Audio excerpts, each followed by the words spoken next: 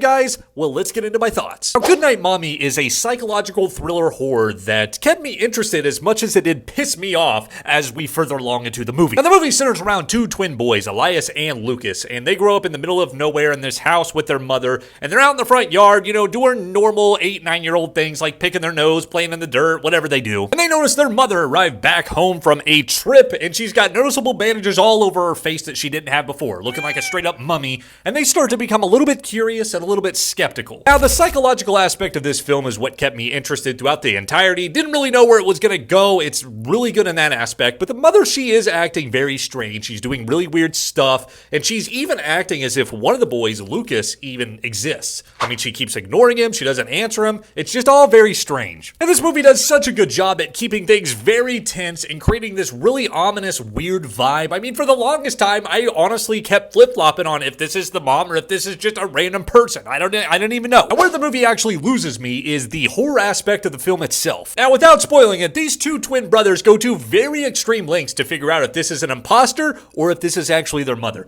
And I just did not buy the fact that I'm watching these two little kids go to this great of length and this extreme of length to figure out if this is legit or not. I didn't buy it. Since we're on the subject, I will say the gore in this film, even though it's very minimal, holy horseshit, was it effective and very hard to watch at times. Even though this movie isn't like really gory, I mean, we're talking maybe 2 to 3 sequences, but I will say 2 of those scenes are all-timers for me in terms of making me feel very uncomfortable and very uneasy. Oh my god. And one more thing I want to rant about before getting into my final thoughts is there is one in particular scene that I hate when horror movies do, where you just have someone that's tied up, captured or whatnot, and there's someone within a vicinity that can help, but they don't know they're in there because their mouth's sewn shut or whatever, and right as they break free and they scream for help, those other people just leave, and I just hate when horror movies do that. And the scene in question I'm talking about really just, oh my god, it pissed me off. Now, upon its conclusion, and it does end on a very extreme way, my god. But I will say it has a very thought-provoking ending, little twist sort of thing, where you either get it immediately, you either get it a couple hours later, or it's gonna be one of those endings that you just have to end up Googling because you're just so confused. I really did like the ending, and it's one of those endings where it kind of just forces you to want to watch the movie again so you can look at every little detail with a fine-tooth comb, but it's also one of those movies that I just